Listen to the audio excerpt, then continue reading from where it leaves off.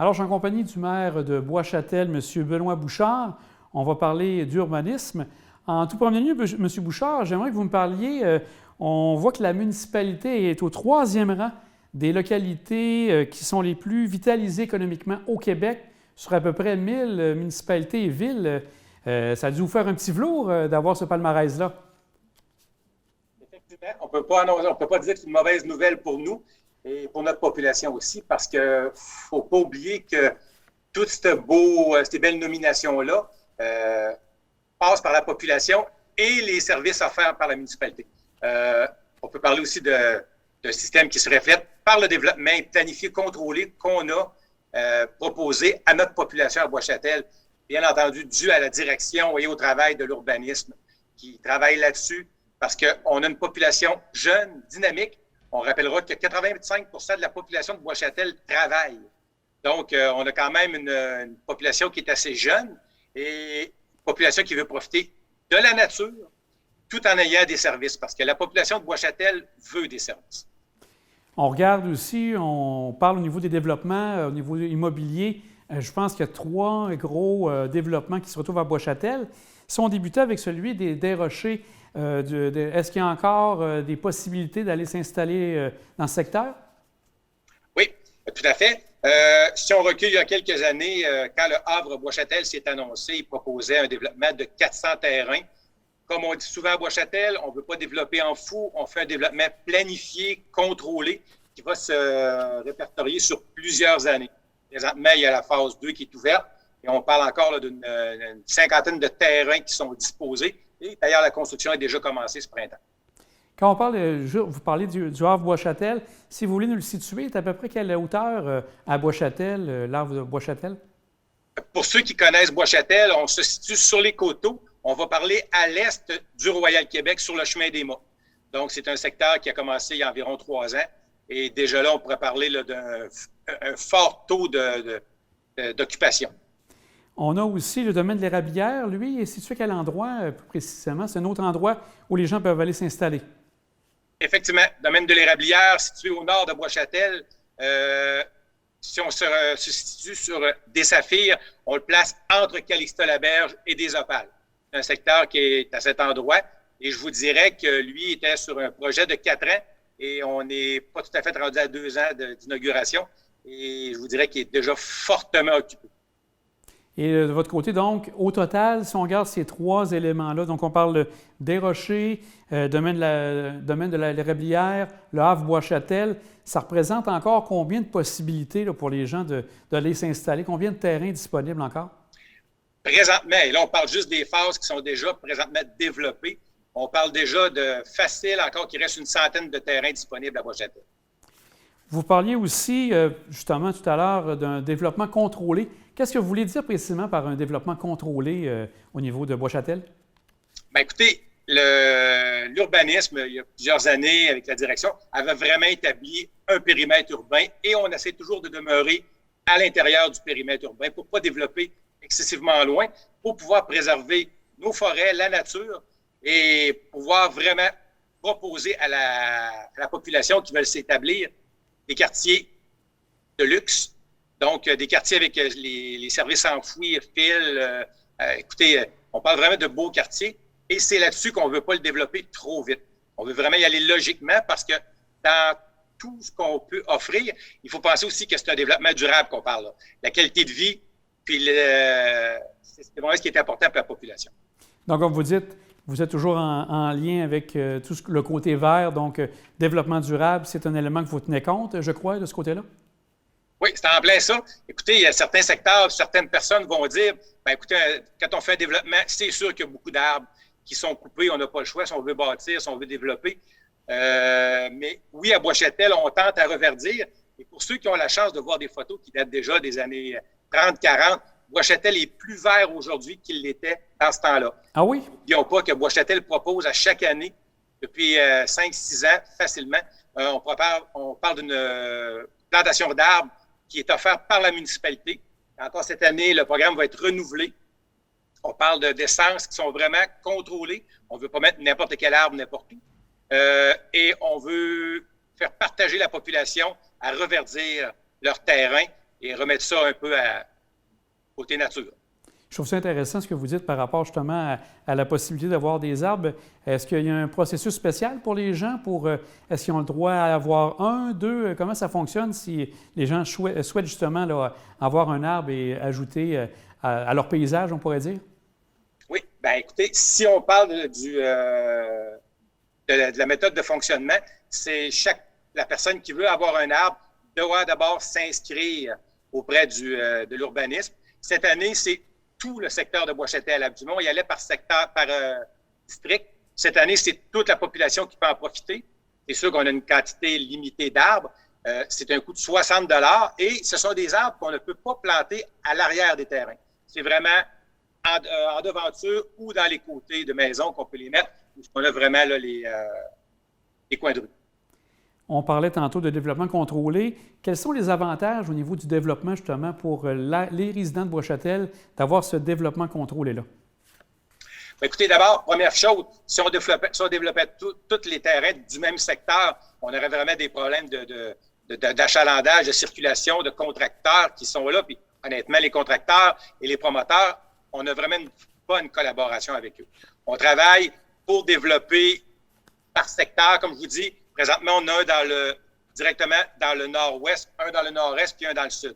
Donc, on essaie quand même d'équilibrer les choses pour non plus pas déranger la population et aussi pour pouvoir respecter nos artères principales qu'on a. Parce que beaucoup de gens vont dire, c'est sûr, à Bois-Châtel, on ne se préoccupe pas de la circulation, c'est pas vrai.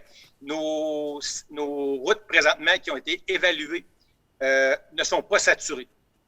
Par contre, c'est sûr que si on s'en va tous dans les mêmes secteurs, on risque de saturer certaines artères qu'on ne voudrait pas. Mais présentement, on essaie d'y aller logiquement en respectant vraiment les artères principales et on dirige vers les mêmes rues. Quand même, il y a des rues qui sont plus larges que d'autres et mieux proportionnées pour accueillir tout ce beau monde-là. Et donc, comme vous dites, malgré ce qu'on peut penser, parce que la rue Royale n'est quand même pas tellement large, on s'en va sur le boulevard Sainte-Anne, vous dites qu'actuellement, c'est pas saturé, il y a encore place à avoir encore d'autres résidences, si j'ai bien compris? Oui, mais comme je vous dis, il faut y aller quand même logiquement. Et nous, de notre côté, c'est sûr que plus on a de développement, parce que les développements, c'est ce qui rapporte l'eau au moulin. Donc, avec l'argent, on peut vraiment offrir de meilleurs services, améliorer nos infrastructures et développer, si possible, peut-être d'autres artères qui vont permettre de diluer la circulation dans certains développements. Excellent. Vous disiez l'an passé, je pense qu'au niveau des permis de construction, vous avez été au-delà de ce que vous aviez pensé. C'est combien de permis de construction qui ont été, on pourrait dire, donnés l'an passé à la municipalité de Bois-Châtel? Je vous dirais qu'à Bois-Châtel, l'année passée, dans la période difficile qu'on était, si on se base sur le passé, environ 65 constructions par année étaient érigées à Bois-Châtel.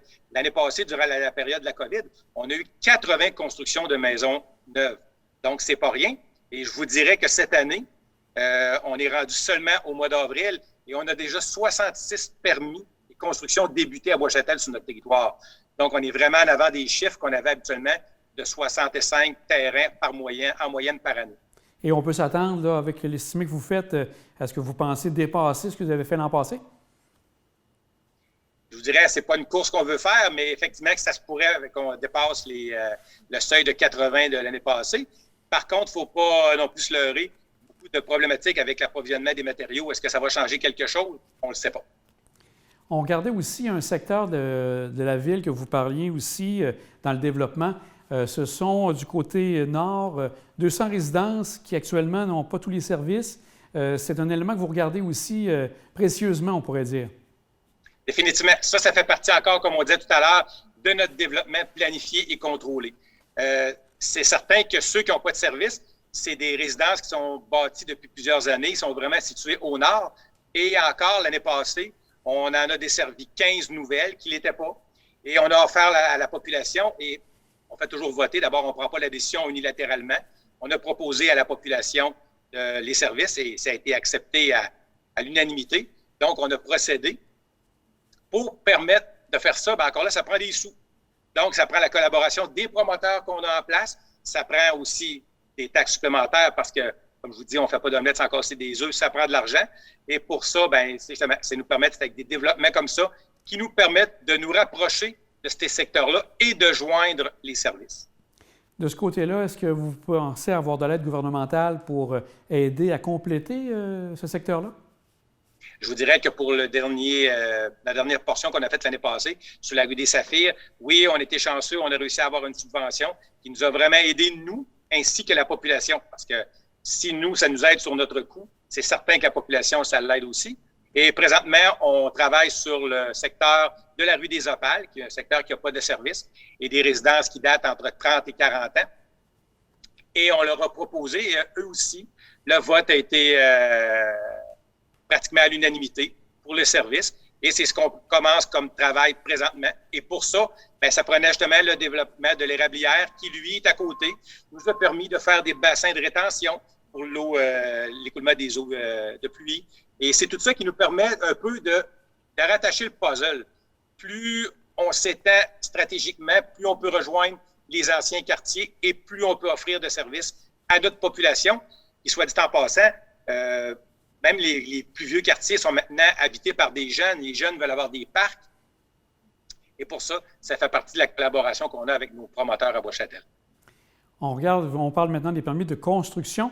Et au niveau des permis de rénovation, comment ça fonctionne? Parce qu'on l'a vu avec l'an passé, avec l'été qu'on a connu, avec le début de la pandémie et tout ça. On s'attend encore cet été à avoir un été où on demeure plus à la maison. Donc, les rénovations, il devrait en avoir plus. Comment ça fonctionne pour pouvoir demander un permis de rénovation à la Ville de Bois-Châtel? On ne se le cachera pas. Il a fallu que la municipalité s'adapte à ça aussi parce qu'avant, les gens passaient à l'hôtel de ville, venaient chercher leur permis de rénovation, venaient poser leurs questions. Maintenant, on ne peut pas avoir accès à la municipalité. Nos locaux sont fermés dû à la COVID, bien entendu. Donc, l'urbanisme et la direction travaillent présentement à élaborer un nouveau système de demande de permis en ligne qui est déjà débuté à petite échelle, mais ça nous pousse quand même à le faire encore et à le développer plus rapidement pour que la population puisse bénéficier d'un meilleur service. Et maintenant, en conclusion, de quelle manière les gens donc, peuvent rejoindre les gens de l'urbanisme? Est-ce qu'il y a une personne précise à rejoindre? Comment ça fonctionne pour que les gens puissent vous rejoindre? Écoutez, présentement, on a 3 employés à l'urbanisme. C'est certain qu'en appelant au 822-4500, vous tombez sur une réceptionniste ou, bien entendu, si la ligne est occupée sur une boîte vocale, vous laissez votre message et on vous appelle dans les plus brefs délais. Sinon, si on passe par une adresse courriel, écoutez, toujours le risque que ça ne soit pas la bonne personne ou que le courriel ne soit pas reçu. Mais avec notre nouveau système qu'on veut intégrer, on sera derrière toutes ces choses-là. Ça va se faire en ligne et tout va être résorbé. Mais comme je vous dis présentement, 822-4500, puis on demande pour avoir des informations pour des permis ou quoi que ce soit.